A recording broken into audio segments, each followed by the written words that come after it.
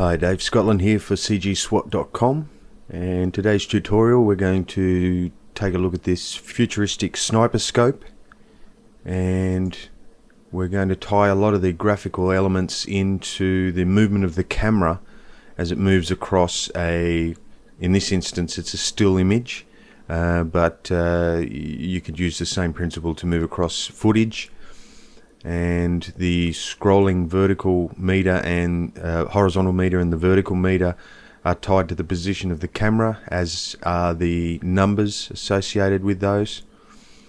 And we've got a little bit of interactive animation happening with the center reticle as it moves across the targets, and we're going to put that together. So this will probably be a two-part tutorial, and the first part will be the graphical elements laid out, and the second part will tie all the animation together. So let's get started. The first thing we need to do is create a new composition.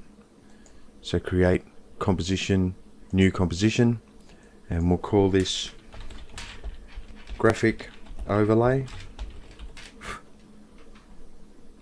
And we're going to make it 720 by 488 and 25 frames per second, square pixels, and 250 frames or 10 seconds.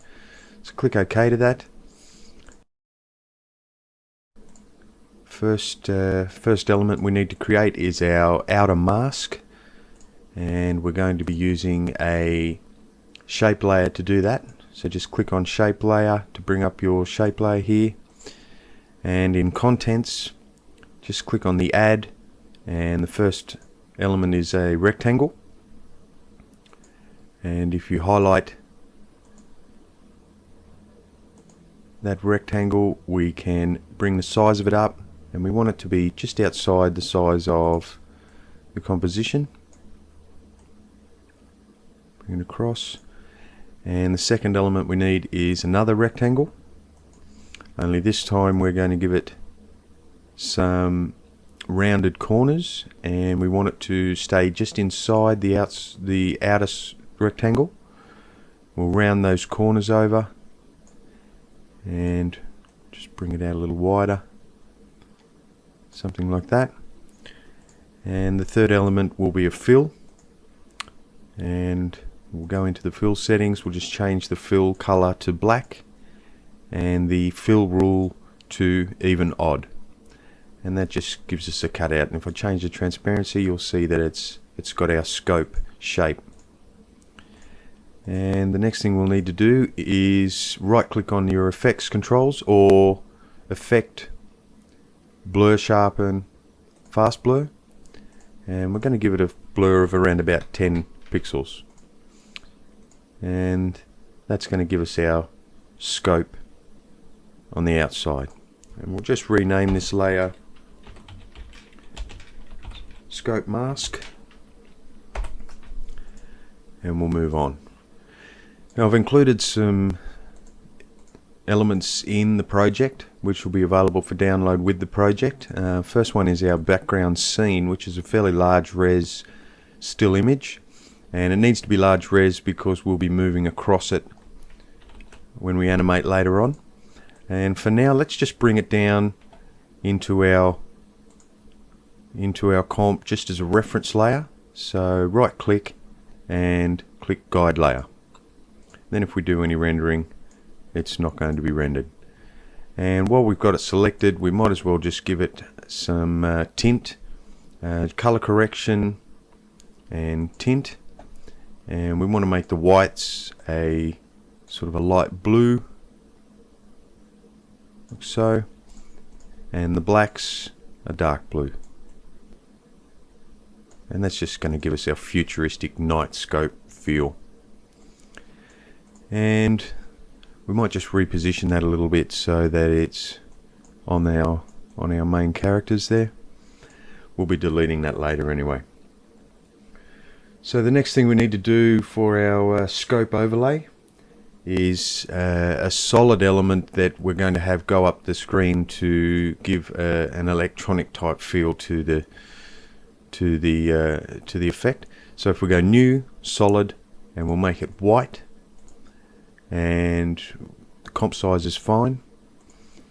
And what we need to do is just resize this element,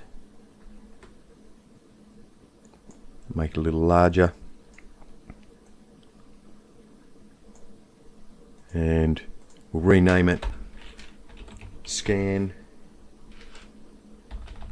or screen scan, and we'll just put a blur on it. We'll go fast blur, and about 50 should do us. And bring up, hit T to bring up the opacity, and we're going to drop that down to 10. And if we move that layer down to just off screen and bring up P for position, click on the stopwatch, come through to about 1 second or 25 frames, and move it all the way to the top. Now we're just going to type a quick expression in here. If you alt click on the stopwatch and just using the expression menu here, we're going to navigate down to property, and the type we're looking for is loop out. And if we just highlight everything except for type equals cycle and delete it, what you'll get then is a looping animation of that element. So that's fine. Now another element that I've included in the comp is this meter graphic, and that's all it is I created it in After Effects using white solids and masks, and it's just, you know, quite a wide element so that we've got plenty to work with. So we're going to drag that down onto the comp and place it just above the background. Drag it down to position it at the bottom, right on the edge there, and then we're also going to give it a mask. So this time we're going to use a track matte to mask it. So we're going to layer, new, solid, matte, and we'll drag that down on top of that graphic, and we're just going to rename the graphic H meter, and we'll use the track matte alpha. And if we highlight the track matte and just scale it and move it down, we can chop off the bottom portion of that meter. That's probably it. Now we'll highlight both of those layers, and just using the arrow keys, we're just going to bring them down a little bit there.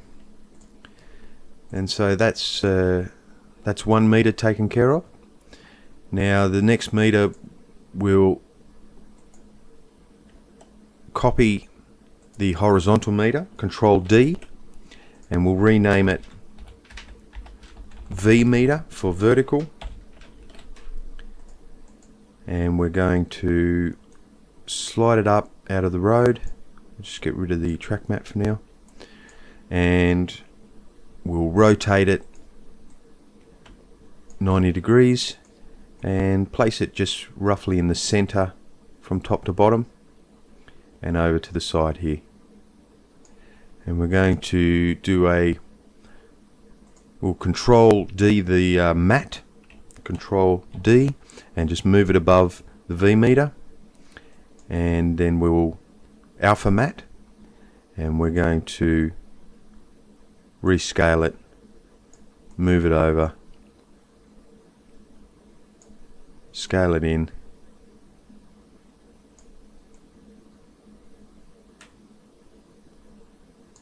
and scale it down. We don't want this to go all the way from top to bottom, so we'll just scale that mask down, and that's fine. So we've got our meters there, and the next thing we need to do is our ammunition bar. So if we create a new solid, we'll call it ammo bar, click OK, and just resize it. Resize the layer to whatever size you want the ammunition bar over here on the left. Something like that should be fine. And we'll give it an effect. So if we right click on the effects panel, bring down the generate checkerboard, and I'll just slide in here. We can size from width and height sliders, and the width we're going to just type in 1000, and the height we'll probably leave that at about, leave it at about 10. And if we just move the anchor point to the left, you'll find that we get this grid pattern here. And we'll just decrease the height slightly. There we go. Now the next thing we'll do is give it some color. So if we right click on the layer, we're going to use a layer style gradient overlay, and if we go into our gradient settings, edit gradient, the first, I'll just slide this over so we can see as we go. Edit gradient, the first color we need is a bright red, followed by a bright yellow, followed by a bright green, and then a black, which we're going to bring in, and then we're just going to bring the locator back towards the swatch, and you'll see here on the right that that's giving us what we want. Just bring it down slightly and click OK. And so that's our ammunition bar. Probably resize that just slightly, little thinner. Now we want to create a box to frame that, and we'll do that by creating a new solid. Layer, new solid, and we'll call this ammo box, and click OK, and we'll click the rectangle tool, mask tool, and double click on it, and if we hit Control T, that'll allow us to scale the mask that we've created, and we want to line it up. Just come in here, we want to line it up with the center of the box, and we'll scale it up and scale it in, and that should do it. And just highlight the mask and Control D to duplicate it, change it to the second one to subtract, and hit MM to bring up the mask settings, and we want to bring the expansion of the second mask in just to the edge of that animation, the ammunition, and give it a feather of 5. And the top mask will give a feather of 2. And that's our ammunition bar there. We might just take the box and the bar and just move it up slightly, just to make room for a little bit of text that needs to go down underneath it. So that's fine. And we might as well do our night vision text at the top. So roughly in the center, just click the text tool, type in night vision, and move it up to just underneath our border, and the color's fine, and then we want to put a frame around it to border it. So we'll copy our ammo box, Control D, move it above night vision, and rename it NV box. And we'll just bring up the masks, highlight both masks, Control T and we'll move it over to the night vision and scale them out to just outside. Let's move in there so we can see what we're doing. Scale them out just outside, move it over slightly, and scale the bottom up, and that's fine. And we'll just make sure that our shape layer is at the top. We'll just rename that shape layer Scope Outer Mask.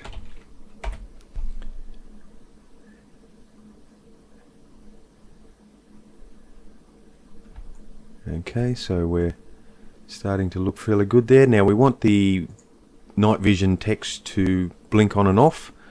So if we bring up T for opacity, at frame 0 we'll create a keyframe, and we'll come through to frame 12 and drag it down to 0, and then we're going to use that loop function again.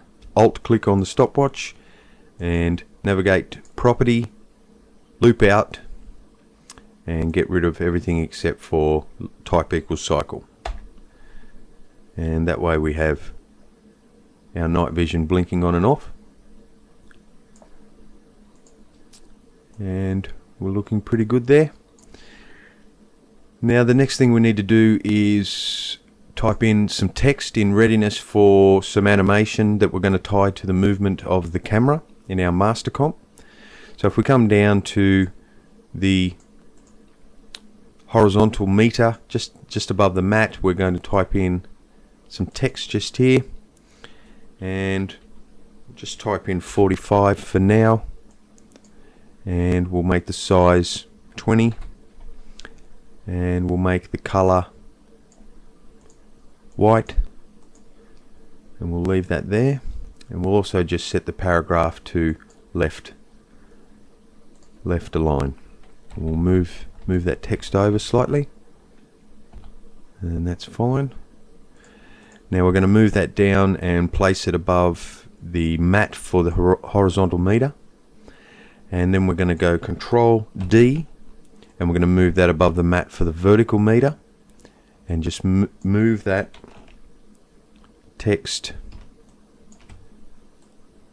up and away over above the vertical meter, just there, and we're going to make that a right aligned,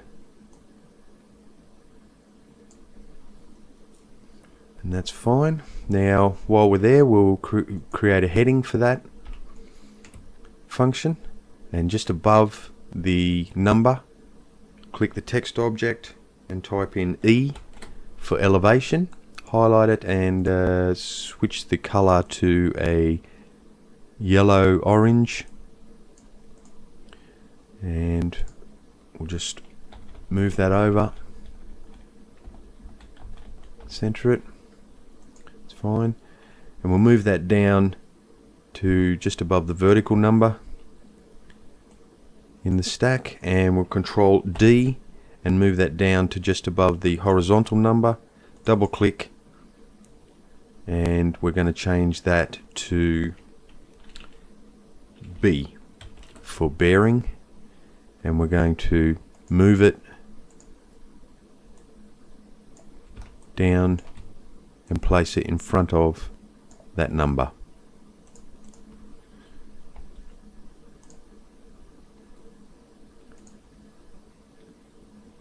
A little bit lower. There we have it. So we're getting pretty close to the design elements, and the only thing left to do for this part of the interface is our boxes, our location or locators for our meters. So if we go just above the horizontal mat, and we're going to create a layer, new, solid, and we're going to change this to that same color, text color, which is that yellow orange, and we're going to call this H locator, and we're going to create a mask. Double click on the rectangle tool, Control T to bring up the transformation and slide it across.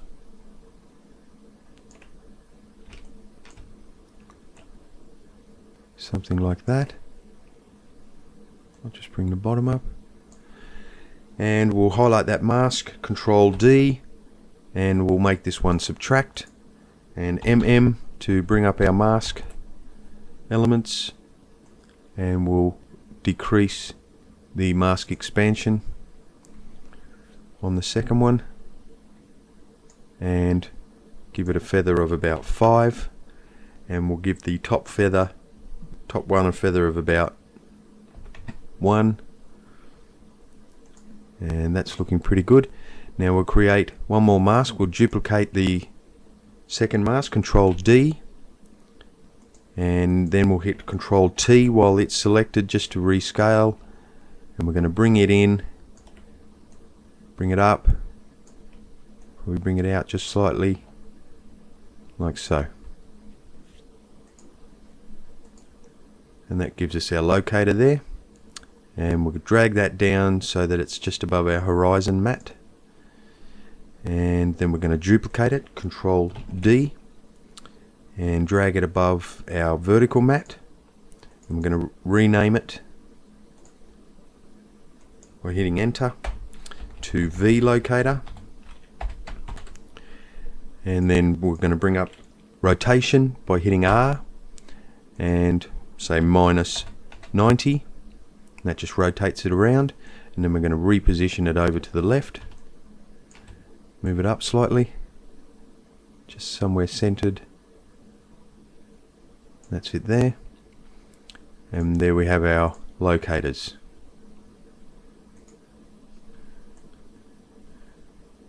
And that's it. So the next thing we need to do is our magnification element. So if we create a new adjustment layer, and we'll rename this mag, and then we're going to pre-comp this, pre-compose mag comp, and we're going to open the new composition and move all attributes into the new composition. So select OK to that. Now at the moment you can't see anything. What we will need to do is just drag our background scenery in just as a reference, and on the mag layer we're going to distort and magnify, and that creates this circular magnification. I'm going to increase the size slightly to 115 or 115, and that's it for the magnification. And we might just delete that background and copy it from this reference background, Control C and Control V, and just place it down underneath. The next thing we need to do is create a new solid, and we'll make it white, and we'll call it mag ring. Click OK. Now with the elliptical mask tool, we'll draw from the center, and we'll hold Shift and Control and draw it out until it's just outside that mag area. Come in a little bit so we can see what we're doing, and then we'll duplicate the mask, Control D, and we'll make that a subtract, and hit MM to bring up our mask settings, and decrease the expansion in just so that it covers our mask, our magnification circle, and we'll give that a 5 pixel fall off or feather, and on the outer circle we'll just go one pixel. And so that's our mask, and we just want to make sure that it is right in the center, and it is, so that's fine. The mag ring is fine. Okay, so we'll create our next element, layer, new, solid, and we'll call this locator. Click OK, and we want to just double click on the ellipse tool and Control T just to bring that in to just inside our circle. Bring it down. Now our circle is off alignment a little, but that's going to be okay.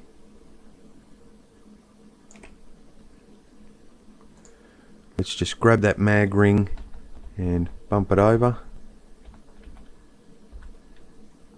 That looks pretty good. Now we'll just use our rotation tool on the locator just to make sure it is centered in that ring, and it is. Now let's duplicate, we'll bring up the masks. We're going to duplicate that mask and we'll turn it into a subtract, and we will decrease the expansion, and using the pen tool, click on the layer, and we want to click right in the center. Once outside, another one outside, one more outside, and then one back in the center, and we will turn that layer into a subtract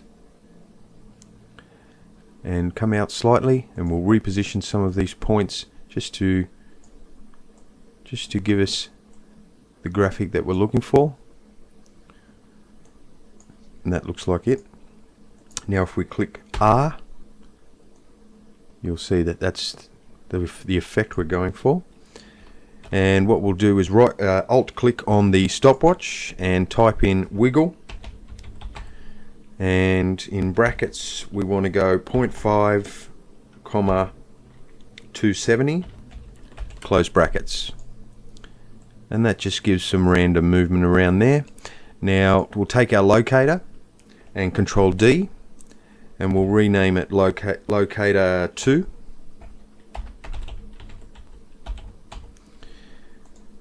And if we go into the masks,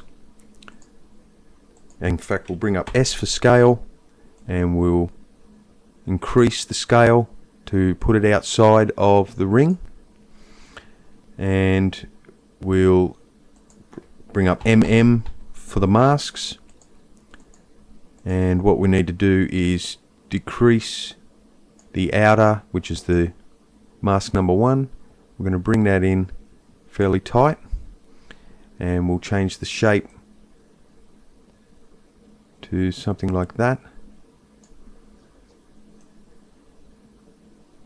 and that's working fine. And we'll just do one more locator, Control D, and we'll bring up our masks, MM, and we want to hit S for scale to bring the scale in. We want to bring it just inside our other mask, and if we bring up our masks, mask 3, highlight it and just reposition some of these keyframes like so, and that gives us that element that we're looking for there.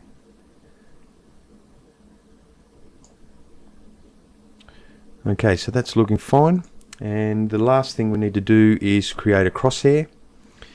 And just while we're here, grab all of your locators, hit T, and drop the transparency down to 75. Now let's create a new solid, and call it crosshairs, and select OK, and let's create a rectangle. Double click and Control T, and we want to slide that in fairly tight and slide it down. We'll just come in here, slide it down across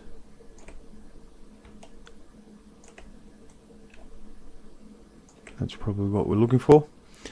And then we want to go Control D to duplicate that mask, and Control T, and just using the Shift button to lock it around to 90 degrees. And the next one we need is a elliptical mask. In fact, if we double click, Control T, we can scale it right in and scale it right down. Will come right in, something like that.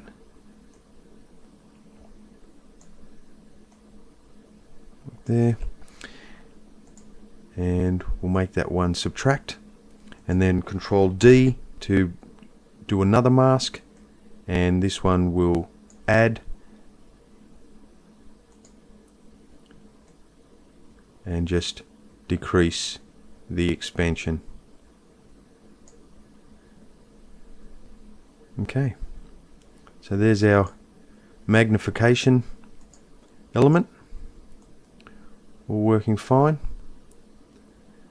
And if we go back to graphic overlay, and we'll drag that mag element to the bottom, needs to be just above the temporary background, and we click the collapse transformations toggle, and there we have it. Okay, well that completes part one of this two-part tutorial, and we have all of our elements ready for the animation, and when you come back we'll animate our master comp.